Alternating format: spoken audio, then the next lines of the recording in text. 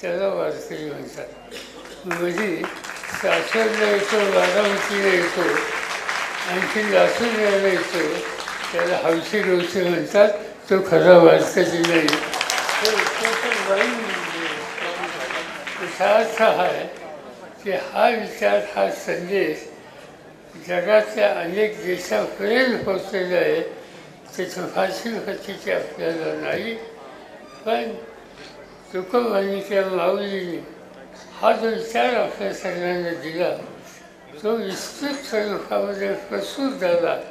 तो माझी खात्री आहे की जगामध्ये शांततेच्या संदर्भाची, भाईचाऱ्याच्या संबंधीची जी आवश्यकता आहे ती आवश्यकताची पूर्तता करण्याची ताकद या ज्ञानोबा तुकाराम यांच्या माऊलींच्या विचारामध्ये आहे, त्यांच्या अनुभवामध्ये आहे. ते जतन करणं, नव्या पिढीत वाजवणं हे काम करण्याची गरज आहे. आणि त्याच्यासाठी मला स्वतःला असं वाटतं की आपल्याचे अनेक लोक, बापूसाहेब भोले महाराज याच कामाच्यासाठी वाहून घेतले. आज भारत भवनात या ठिकाणी आहेत. मी ज्यावेळेला पंढरपूरला पूर्वी जायचो त्यावेळेला कटाक्षानं कैकाजी महाराजांच्या आशीर्वाद गेलं, त्यांच्याशी जाऊन सुसंवाद साधला, त्यांचे विचार ऐकले. त्याचा एक आनंद अनेक त्यांनी या ठिकाणी घेतलेला आहे. मी असं म्हणजे आस्तिक का नास्तिक याच्याबद्दल माझ्याबद्दल बरंच बोललं जातं. मी पांडुरंगाचं दर्शन घ्यायला जात नाही असं नाही, पण मी त्याचा गाजावाजा कधी करत नाही, त्याचं मी नाटक कधी करत नाही.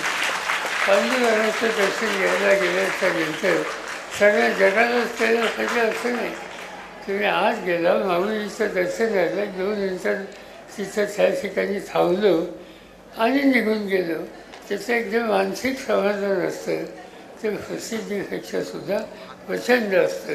आणि म्हणून मी कधी प्रसिद्धी आणि याच्या भागात करत नाही. आज त्याच्याबद्दल माझ्या काही लोक टीकाही करतात.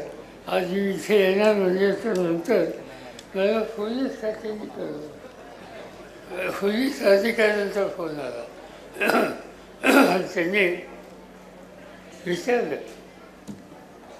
की तुम्ही जाणार आहात? हो, जाणार आहे.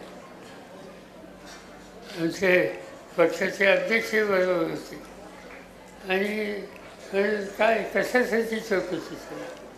नाही म्हणजे काही लोकांना त्या संबंधीची अस्वस्थता झाली. म्हणजे कशामुळे अस्वस्थता झाली?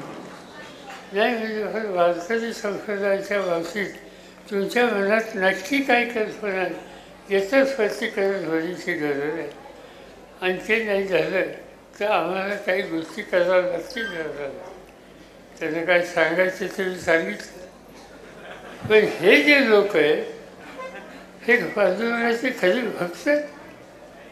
हे लोक खरं वारकरी संप्रदायाचा विधायक विचार जतन करून प्रस्तुत करण्याचा त्यांना यत्किंचित नैतिक अधिकार आहे. याच्यापेक्षा आमच्या त्या बाजूमध्ये जाणारा पुन्हा जाण्याचा विचार न करता पांडुरंगाच्या दर्शनासाठी आसुसलेला तो शेवटचा गरीब माणूस माझ्यापेक्षा खरा वारकरी आहे.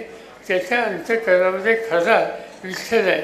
विठ्ठलाच्या संबंधीच्या आपल्या भावना व्यक्त करण्याचा त्याला अधिकार आहे.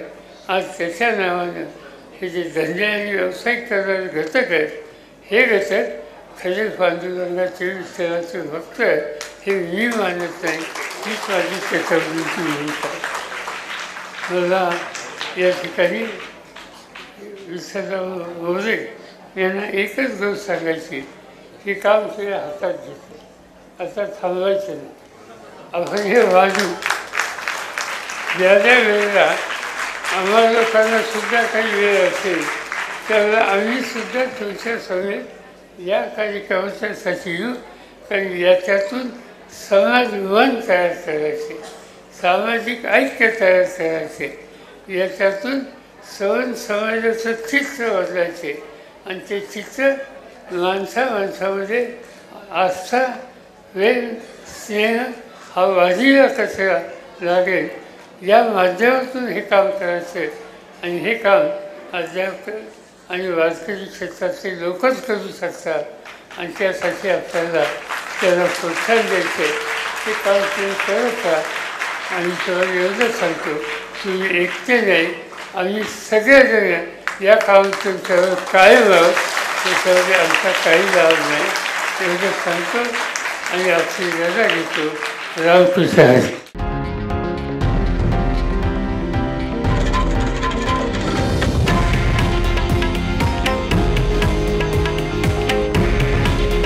हे आहे देशातील नंबर 1 न्यूज नेटवर्क आणि आपण पाहत आहात TV9 मराठी.